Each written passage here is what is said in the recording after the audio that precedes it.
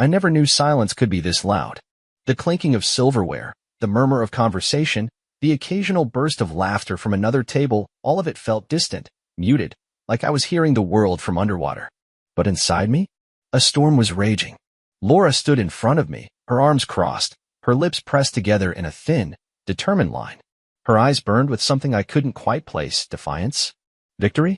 Maybe both. Stay and listen, or walk away. She said it like it was a fair choice, as if there was an option where I didn't lose. The restaurant had gone eerily quiet, like the world itself had paused to watch my life fall apart. A few tables away, a waiter froze mid-step, his tray trembling in his hands. A couple at the bar turned their heads, their conversation forgotten. I started between us, some curious, others embarrassed to be witnessing something so personal unfold in real time. I swallowed hard, my mouth dry. I should have seen this coming. I should have noticed the signs. But I hadn't. Let me take you back to how it all started. Laura and I had been married for 9 years. Not perfect years, but solid ones. We weren't one of those couples who pretended to be madly in love every second of every day, but we were good together, or at least, I thought we were. I worked in software development. Long hours, sure, but they paid well. Laura, on the other hand, had a job she claimed to love, marketing for some trendy lifestyle brand. She had always been outgoing, always the center of attention in any room. She could charm her way into or out of anything, and I loved that about her. Until I didn't. Until I realized I had been the one getting played. The first crack appeared about 6 months ago. Laura started going out more. Work dinners, she called them. Networking events. Happy hours. She had never been a homebody, but it was different this time. There was an urgency to her absences, a kind of excitement that had nothing to do with business meetings. She smelled different when she came home. Not perfume, exactly, just different. And then, there was the phone, always in her hand, always tilted away from me when she texted. I should have confronted her sooner.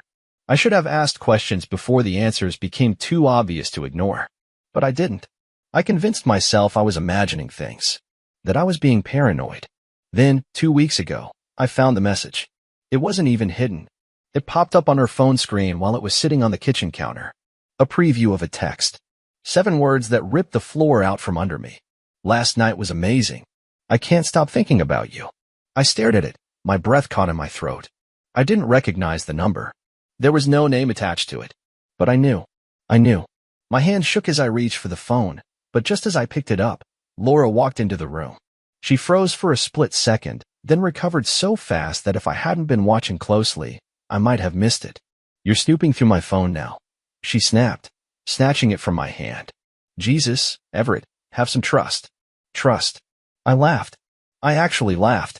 A short, bitter sound that didn't even feel like my own voice. She didn't try to explain the text. She didn't deny it. Instead, she went on the offensive, twisting it around until suddenly, I was the bad guy. The insecure husband. The jealous one. But she knew. She knew the game was up. For the next 2 weeks, we barely spoke. She pretended everything was fine. I let her. I wasn't ready for the confrontation, not yet. I needed proof. So I waited. And tonight, I finally got it. When Laura invited me to dinner at this fancy restaurant, I almost didn't come. Something felt off. Too forced. Too rehearsed. But against my better judgment, I went. And now, I stood here, watching my wife, no, the stranger in front of me, giving me an ultimatum in front of an audience. Stay and listen, or walk away. I clenched my jaw. My heartbeat thundered in my ears. She thought I would stay. She thought I would play my part in whatever script she had written for tonight. She was wrong. I reached into my pocket, pulled out my wallet, and dropped a few bills onto the table. Then, without a word, I grabbed my keys, turned my back to her, and walked out. I didn't look back. Not even once. The night air hit me like a shock to the system, cold, sharp, real. My steps were steady as I walked to my car, but inside, my mind was a battlefield. This was it. The end of everything I had spent almost a decade building. And the worst part? I wasn't even sure if I was more heartbroken or just exhausted. I got in my car, gripping the steering wheel so hard my knuckles turned white. My body was still in that restaurant, still standing there, still staring at Laura as she gave me that smug, calculated ultimatum. Stay and listen, or walk away. She really thought she had control. She really thought she could dictate how this ended. I exhaled sharply and turned on the ignition. The engine hummed to life, But I didn't drive off immediately. I just sat there, staring at the restaurant through the windshield, watching as shadows moved behind the large glass windows. What was she doing now? Was she celebrating her victory? Laughing it off with whoever had been waiting for this moment? I had no doubt someone was waiting, because Lauren never acted without an audience. I drove aimlessly for a while, turning down streets I barely recognized, letting my thoughts run wild. There was no going home. Not yet. The house, the one I had poured years of my life into, didn't even feel like mine anymore. It had become a crime scene, a place tainted by secrets I had ignored for far too long. I pulled into the first empty parking lot I found and leaned back against the headrest. My heartbeat had slowed, but the weight in my chest was unbearable. How did I let it get to this? How did I not see it coming? Except I had. I had seen every red flag, every late night out, every guarded phone screen, every excuse that never quite added up. But I had done what most people do. I had hoped. Hoped I was wrong. Hoped that the woman I married was still in there somewhere, beneath the arrogance, beneath the growing distance, beneath whatever had made her look me in the eye tonight and dare me to stay. I let out a bitter laugh. She thought I would stay. She counted on it. She had spent years learning my moves, learning my patience, learning exactly how to push me to the edge, but never over it. Until tonight. Somewhere between replaying the night in my head and convincing myself to move, my phone buzzed. I almost didn't check it, but some masochistic part of me needed to see it. I glanced at the screen. Laura, wow? Dramatic much? You could have at least had a conversation like an adult instead of storming out like a child. I stared at the message, my grip on the phone tightening. She wasn't sorry. She wasn't panicked. She wasn't trying to fix things. She was mocking me. I should have deleted the message, thrown my phone into the passenger seat, ignored it completely. But my fingers had a mind of their own. Me, you wanted an answer. You got it. 3 dots appeared immediately, then stopped, then started again. I waited. Then the message came through. Laura, that's it? You're really going to throw everything away without even talking? Talking. As if I hadn't been trying to talk for months. As if I hadn't already known where this was going the moment I read that message on her phone 2 weeks ago. But what was there left to say? I started typing, then deleted it. I wasn't doing this over text. I wasn't playing whatever game she was trying to drag me into. Instead, I tossed my phone onto the seat and pulled out of the parking lot. I knew where I needed to go. By the time I pulled up to the house, the lights were on. She had beaten me home. Of course she had. She was waiting. For a fight? For an apology?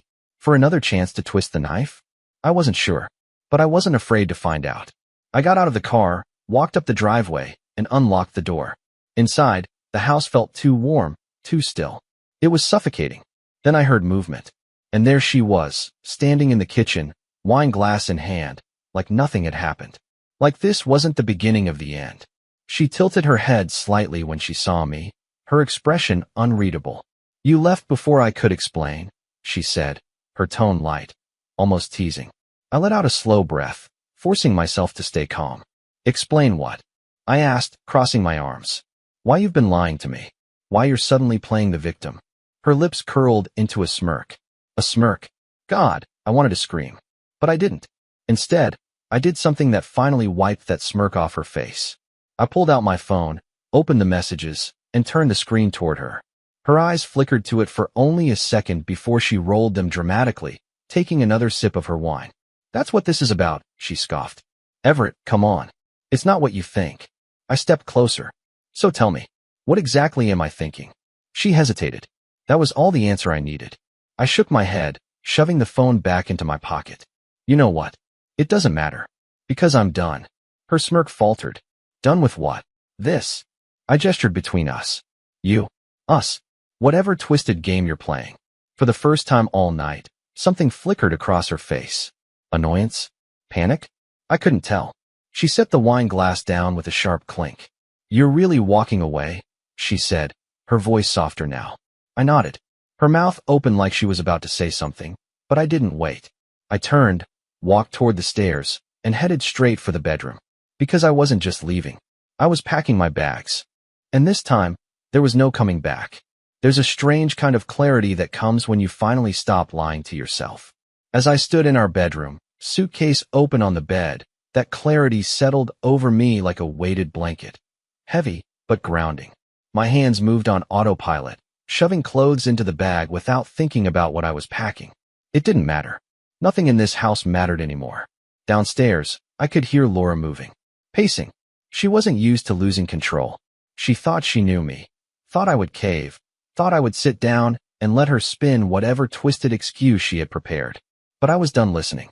I reached into the closet and grabbed more clothes, barely processing what I was taking. Shirts, jeans, socks. I wasn't thinking about what came next, where I'd go, how I'd rebuild my life. All I knew was that I couldn't stay here. Not one more second. Footsteps. Then, her voice. Low, sharp, laced with irritation. Are you seriously packing? I ignored her. Zipped the suitcase. She stepped into the room, arms crossed, her expression shifting between frustration and disbelief. You're actually leaving. I finally met her gaze. Yeah, I said. I am. She scoffed, shaking her head. You're being ridiculous. You don't even know the full story. I laughed under my breath. The full story? You think I need more details? What? Should I sit down and let you explain how last night was amazing didn't mean what I thought it did? Her jaw tightened. It's not that simple. It never is with you, is it? I shot back, shoving the last of my things into the suitcase. Laura took a step closer. Everett, just stop for a second. Let's be rational.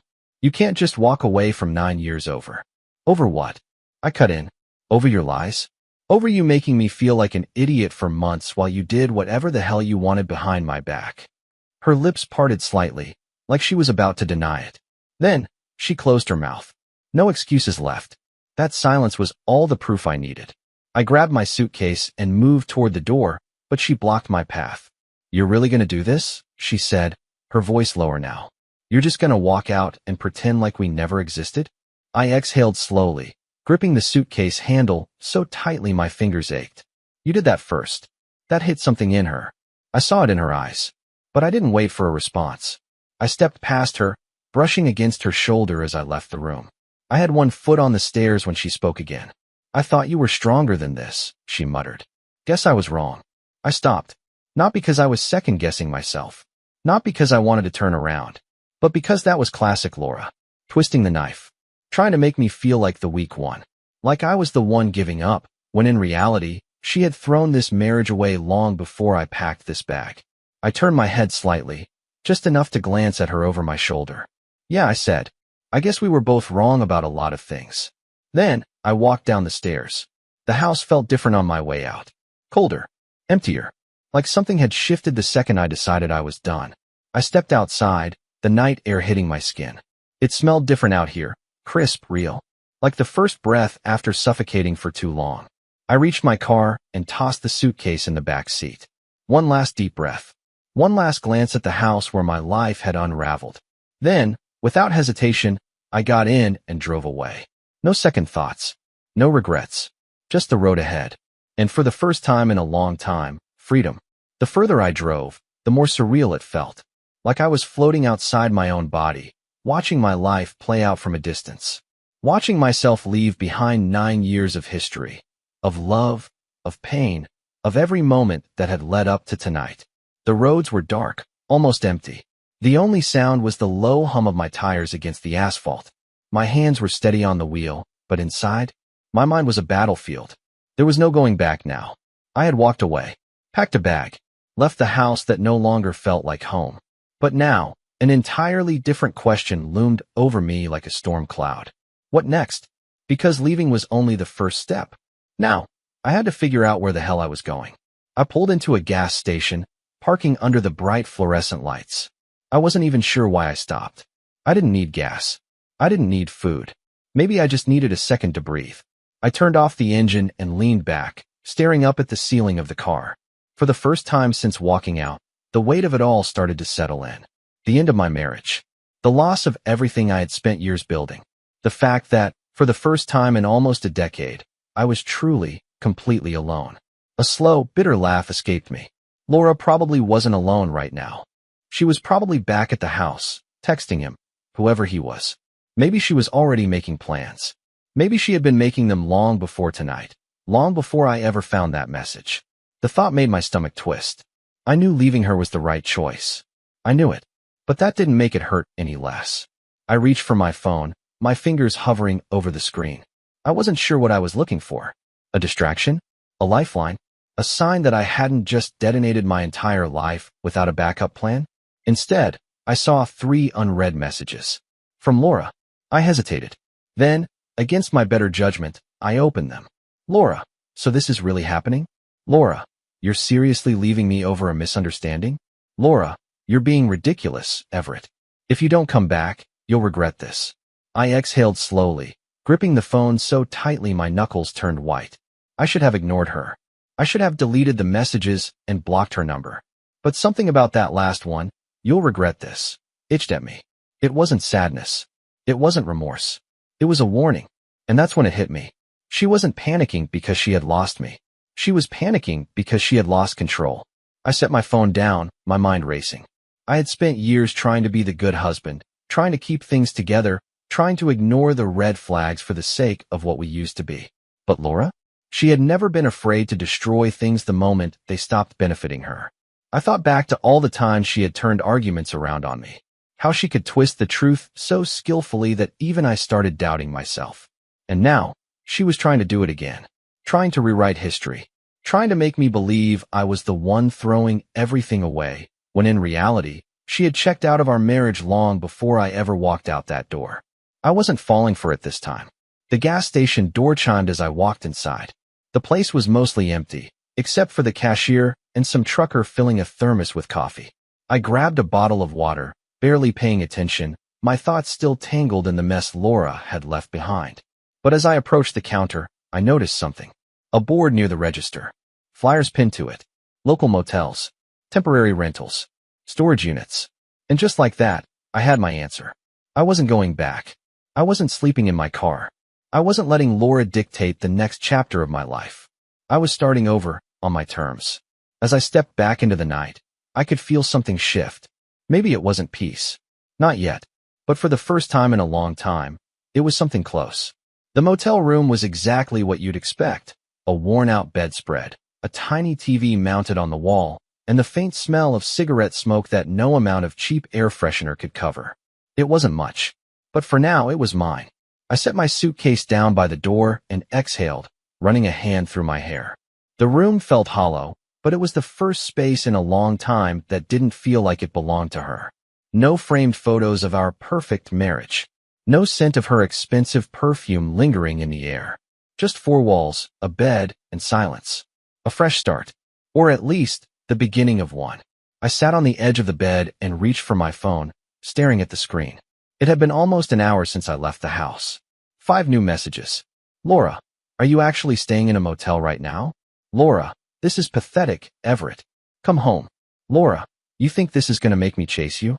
Laura, if you leave, I promise you'll regret it. Laura, fine. If this is how you want it, don't expect me to sit around waiting. I let out a slow breath, shaking my head. She wasn't apologizing. She wasn't begging me to come back. She was baiting me. Every word was a calculated move, an attempt to make me doubt myself, to make me believe that I was the one who had to fix this.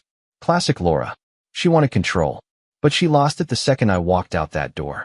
I tossed my phone onto the nightstand without responding. I wasn't playing her game anymore. For the next 2 hours, I lay on the bed, staring at the ceiling, letting the reality of it all sink in. I was free, but free didn't feel as good as I thought it would. Because beneath the relief, beneath the anger, beneath all the ways Laura had betrayed me, there was still grief. Not for her, not for what we used to be, but for the version of me that had spent 9 years believing in something that never existed. The version of me that thought love was enough. That man had died the moment I saw that text message. And now, I had to figure out who the hell I was without her. Somewhere between my thoughts, exhaustion finally took over. I didn't remember falling asleep, but I sure as hell remembered waking up. 3:14 a.m. A loud bang at the door. I jolted upright, my pulse spiking. For a split second, my half-asleep brain convinced me I was back home, that this was just another restless night, another sleep-deprived moment waiting for Laura to come home at some ungodly hour. But then I saw the room, the motel, and the pounding at the door started again. I swung my legs over the bed, rubbing the sleep from my eyes. Then, a voice. Everett, open the damn door. Laura. I froze. What the hell was she doing here? I stood there for a second, debating my options. I could ignore her, pretend I wasn't here. But I knew Laura. She wasn't the type to walk away. I crossed the room and opened the door just enough to see her standing there, arms folded, dressed in leggings and one of my old hoodies. A look of sheer determination on her face. "You're really making me come all the way out here," she snapped, pushing past me before I could stop her. I clenched my jaw, shutting the door behind her. "You shouldn't be here. And you shouldn't be here," she shot back, gesturing to the motel room. "Jesus, Everett. You think running away is going to fix anything?" I let out a bitter laugh. "Running away? That's rich, coming from you." She rolled her eyes. "Oh, here we go? Another pity party about how I'm the villain and you're just some poor, helpless husband who did nothing wrong." Something in me snapped. I took a step closer, lowering my voice. "You lied to me." Laura didn't flinch. "I never lied." I scoffed. "Really? So what was that text then?" She crossed her arms tighter, shifting her weight. "You don't know the full story." "I know enough," I said, shaking my head. "I know you've been sneaking around. I know you've been playing me for months. And I know you sure as hell didn't expect me to finally walk away." Her jaw tightened. That hit a nerve. "Is that what this is about?" she asked, tilting her head. "Your ego? You just wanted to be the one to leave first." I stared at her, unable to believe what I was hearing. Her words weren't laced with regret. She wasn't trying to fix things. She was angry that I had beaten her to it. I exhaled sharply, running a hand through my hair. "You know what, Laura? I don't even care anymore." She blinked, caught off guard. "Excuse me." "You heard me," I said, voice steady. "I don't care what your excuse is. I don't care about the full story. I don't care about you." For the first time, I saw something crack in her. She had expected a fight. She had expected me to be bitter, broken, desperate to fix us. But I wasn't. Not anymore. I grabbed my bag, threw on my jacket, and stepped past her. "Where are you going?" she demanded. "Somewhere you can't follow," I said without looking back. And then, just like before, I walked out the door, leaving her behind. Again, the night air hit me like a slap to the face, but I welcomed it. It was better than the suffocating heat of that motel room, better than being trapped in Laura's presence, better than watching her try to manipulate me into staying. She had followed me. She had stood there, knocking on my door at 3 a.m., demanding I explain myself, as if she was the victim. I shook my head, laughing bitterly as I walked across the parking lot toward my car. This was who she was. This was who she had always been. She didn't want me. She wanted control over me. I unlocked the car and slid into the driver's seat, gripping the steering wheel with both hands. My head was still spinning from the encounter. How had I spent 9 years with someone like that? How had I let it go on for so long? I had ignored the red flags, excused the late nights, convinced myself that love meant enduring. But love wasn't supposed to feel like war, and I was done fighting. I exhaled sharply, started the engine, and pulled out of the parking lot. I had no idea where I was going. I just knew I wasn't staying. I drove for what felt like hours, taking back roads, letting my thoughts unravel with every mile. Somewhere along the way, I passed the outskirts of town, the places I never bothered going because Laura had never cared for them. The old diners, the rundown gas stations, the forgotten roads leading to nowhere. And then I saw it. A small 24-hour diner, glowing in the dark like some kind of beacon. It was empty except for an old pickup truck parked outside, and right then, that was exactly what I needed. A place with no history. A place where no one knew me as Laura's husband. I pulled in, parked, and stepped inside. The bell above the door jingled as I entered, and the smell of fresh coffee hit me instantly. Behind the counter, a middle-aged waitress glanced up from wiping a table. She gave me a tired smile, not the least bit surprised to see a man walking in at nearly 5 in the morning, looking like he'd just had his world ripped out from under him. "You want coffee or something stronger?" she asked, grabbing a mug. I huffed out a quiet laugh. "Just coffee." She nodded and poured a cup, sliding it across the counter. I took a seat in the booth farthest from the window, staring into the dark liquid like it might hold some kind of answer. The place was quiet, peaceful, a welcome contrast to the chaos I had just walked away from. And for the first time in hours, I let my mind slow down. But peace never lasts, does it? Because just as I took my second sip of coffee, my phone buzzed. "Laura." I let it ring. Then, another text. "Laura, Everett, pick up the damn phone." Then another. "Laura, you think you can just disappear?" Then another. "Laura, fine. You don't want to talk?" Maybe you'll want to talk to your lawyer instead. I froze. My lawyer? I clenched my jaw, gripping the phone tighter. I hadn't even thought about that yet, about the legal mess, about the house, about what the hell would happen next. But of course, Laura had. She had already moved to the next phase of her little game. Something wrong. The waitress's voice pulled me back. I blinked, shaking my head slightly before forcing a smile. Nothing I can't handle, I muttered. She gave me a knowing look, but didn't press. Instead, she poured me another cup and walked away. I stared at the screen again, my pulse hammering. I should have been furious. I should have wanted to throw my phone across the diner. But all I felt was exhaustion. Laura had spent years making me question myself, making me feel like I was the problem. I wasn't about to let her keep doing it. Not anymore. I locked the phone and shoved it into my pocket. She could call a lawyer. She could throw whatever threats she wanted at me. But she couldn't make me care. Because I was done playing her game. I took another sip of coffee, leaning back against the booth. For the first time in a long time, I felt something close to peace. And no matter what Laura tried next, I wasn't going back. I should have felt more.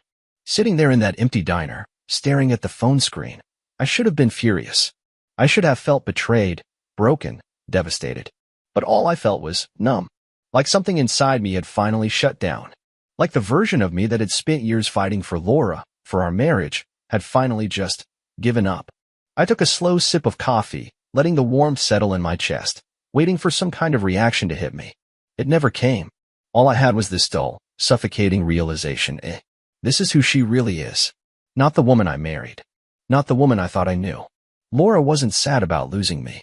She was angry about losing control over me. And now, she was trying to drag me back in. The next message came in just as I was about to set my phone down. Laura, we need to talk about the house. You're not just walking away from it. I inhaled deeply through my nose, exhaled slowly. Of course. The house. The place where I had spent years building a future. The place I had thought we'd grow old in, raise a family in. The place I had been stupid enough to believe was ours. But now, it was just a building. A pile of bricks and memories I no longer wanted. And Laura knew that. That's why she was using it. Because if she couldn't get to me emotionally, she would try financially. I clenched my jaw, rubbing a hand down my face. I needed to be smart about this. I couldn't let her bait me. The waitress walked by, refilling my cup without asking. She glanced at the phone still glowing on the table and gave me that same knowing look from earlier. Trouble? I let out a quiet chuckle, shaking my head. You have no idea. She smirked. Oh, I think I do. I looked up at her, raising an eyebrow. She shrugged. You're not the first guy to sit in that booth at this hour, staring at his phone like it personally betrayed him.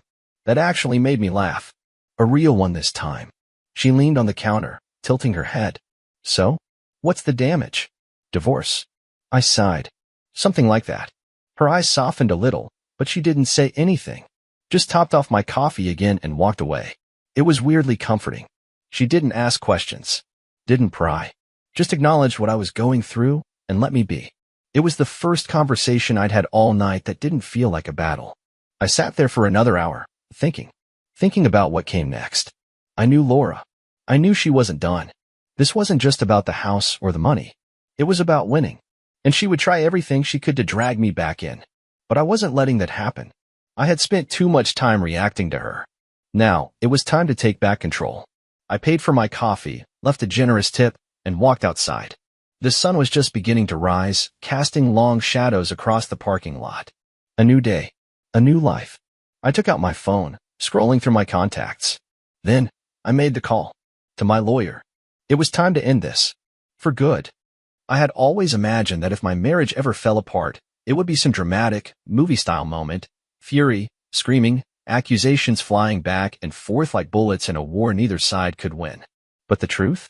It ended with a phone call. A quiet, calculated decision. One that Laura never saw coming. I stood outside the diner, the crisp morning air waking me up more than the gallons of coffee I just consumed. My phone was still pressed to my ear, ringing. 1, 2, 3. Then a click. Everett. My lawyer's voice was groggy.